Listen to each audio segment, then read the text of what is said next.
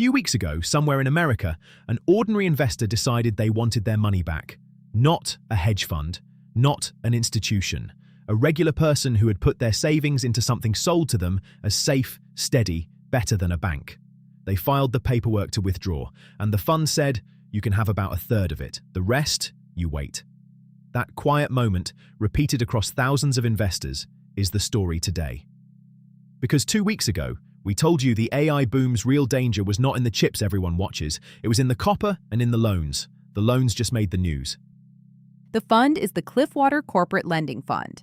$31 billion, one of the largest private credit funds built for ordinary retail investors. In the second quarter, investors asked to pull about 17% of the fund's money, more than $5 billion. The fund capped withdrawals at 5%. It paid out roughly 1/3 of what was requested. The rest stays locked. Let me say that in plain language. You thought your money was liquid, that you could get it when you needed it. And when enough people reached for the exit at the same time, the door only opened part way. That is not a crash. There is no screaming headline, no red ticker. It is quieter than that. It is a gate coming down, slowly, politely, on people who assumed it would never close.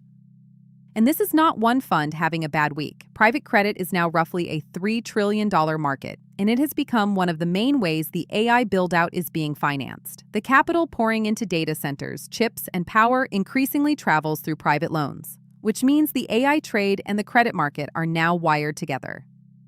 Now, let me steelman the other side because the calm case is real and you deserve to hear it. Defenders will tell you these funds were designed this way. The gates are not a malfunction, they are a feature.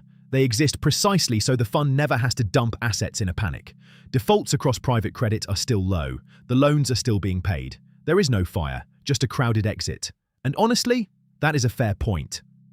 It is a fair point until you look at what the gate actually does. When investors cannot get out, the pressure does not disappear. It moves. It shows up as a discount on the fund, as redemptions at the next fund, as caution from the lenders who finance the whole chain.